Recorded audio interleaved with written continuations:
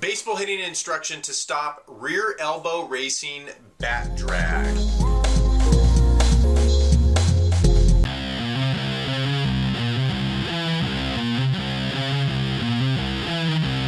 Hey, what's going on? It's Joey Myers from the Hitting Performance Lab. In this baseball hitting instruction video, we're going to go over 4 different things. The first thing is, what is rear racing elbow? Then we're going to look at the symptoms of rear racing elbow. Then let's look at the function of the front knee action at landing. Slightly bent, or do we need to go to straight? And then we're going to talk about how one of my local hitters, Zach May, how we fixed his rear racing elbow bat drag in 30 minutes. Let's go into what rear racing elbow is. So what does this look like? This is Zach May, my 6'3", 6'4" sophomore in high school. So the racing rear elbow looks like you can see the elbow really racing past the hands in this moment here. And what this causes is a premature dumping of the barrel, which usually we see weak flares to the opposite field or completely missing the ball going over the barrel. And then as a compensation, what'll happen is you'll see this rolling over effect at the end. So if we're out in front of a ball, maybe off speed, you'll see the hitter rolling over a lot of balls to third base or shortstop and opposite for a lefty. Now let's see what are the symptoms that Zach shows in the rear racing elbow. Now here are the 3 things that tend to haunt Zach in his swing over the last year that we've cleaned up quite a bit, but you can still see some remnants. Now Zach has a lot of forward momentum in his swing, and one of the first things that is always coming up is that he's always bent with the front knee at impact and always struggling to get to straight before. Now we're going to see why that's important with a lot of forward momentum, getting that front leg to straight. The next thing that you'll notice with his back knee angle, is we've always had a hard time or challenge getting him to 90 to 105 degree angle with that back knee, which will help him stay under the ball. And lastly, the downhill shoulder angle. So as you can see, he'll end up getting to about level with his shoulders here, and that caps the 3 things that Zach tends to struggle with when it comes to racing rear elbow. Now let's take a look at why the front knee action is important at landing. Front knee action is pretty important. This is Jose Batista, especially for hitters or small sluggers like I call Batista, 6 foot, 205 pounds, for changing planes of motion who have a lot of forward momentum. As you can see, this is a home run he hit to left center field, but you're going to see the big high leg kick everybody knows and loves. And then as you see him land, you're going to see this big bend in the front knee. That's his plant leg, which we're going to see in a minute with some wide receivers, some well-known NFL wide receivers. And you're going to see him go into straight with that front knee and go more 90 degrees with the back knee. This helps the hips to clear.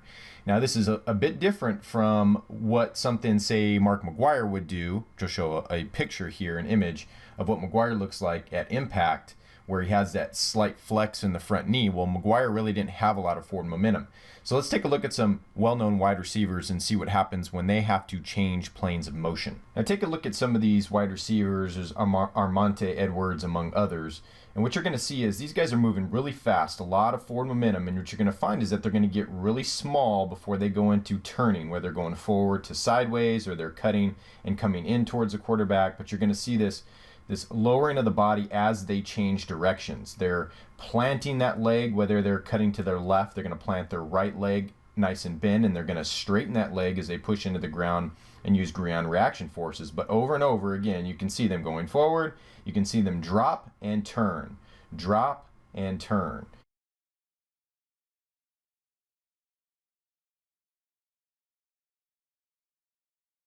Now let's take a look at how we helped fix Zach May's racing rear elbow in 30 minutes. So here are 2 different swings from Zach. Each are 30 minutes apart. Here's the before on the left and the after on the right. So I have both swings synced up, and what you're going to find is that racing rear elbow is going to disappear. This wasn't just on one pitch. These were on all the other pitches at the end. But what you see is this elbow peeking out here. You can see the light that's shining on it here.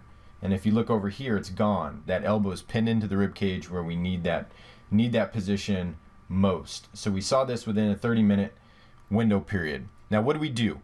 Let's go over the drill. All right, so here's the drill. We used what's called R&T, or reactive neuromuscular training, and I'll put a link to the Pejoria stepping in the bucket video that explains that. But basically what I have here are 2 big resistance bands. The one in front is heavier and the one on the back is not quite as heavy. I have a red band back here and a black one. Got these from performbetter.com. But I tied one to the back, and I'm holding the other one, so there is a safety issue here. Make sure that it's coaches that are holding the front one that know better and to get out of the way of a swinging bat. Now, this particular part of the drill, what we were doing was breaking the swing apart. Now, one thing that we have worked on and cleaned up is this excessive leaning that Zach's doing. This video was probably a few months ago, 6 weeks ago or so. So it's a little bit too much lean than we want on a shoulder, just downward angle. But what I'm doing is I'm backing up, pulling on the meat of his thigh. So we want these bands up nice and high, not to damage any goods or anything, but we want the band up nice and high, pulling. And what we're doing is we're basically facilitating the bad habit. So we're feeding the mistake. We're trying to pull his knee this way, or his leg this way, so the knee stays bent, and we're trying to pull this leg this way so it stays straight. So what he's doing is breaking the swing apart, and then he's going to go into the turn, and he's going to resist the resistance. So he's going to pull hard with this leg to get straight, pull this band, and this leg is going to bend hard or come forward to pull on this band. Obviously, you're not seeing as much of a pinch together because these bands are pretty strong, pretty heavy. So if we fast forward to what the regular put together drill looks like, and again, safety issue, make sure that you're out of the way as this player's swinging the bat. Okay, do not stand in the way of this. Do not have your players do this as a teammate to teammate thing. We want an adult facilitating this drill, especially on the younger kids, because they can't stop. So you can see Zach's kind of swinging. He's making sure he doesn't hit me, but I want him to be able to put this together as well. So make sure that you guys are safe with this drill, and also make sure you're swinging smarter by moving better. But before I let you go, the Hitting Performance Lab wants to know, did you know repeatable hitting power does not start in the hips? Have you heard the expressions, load and explode the hips? Power comes from the hips. Well, we created a free video revealing the results of a scientific study that will show you how we added 48 feet of batted ball distance instantly. And it's not all about the hips. Click here now to get the video while it's still free.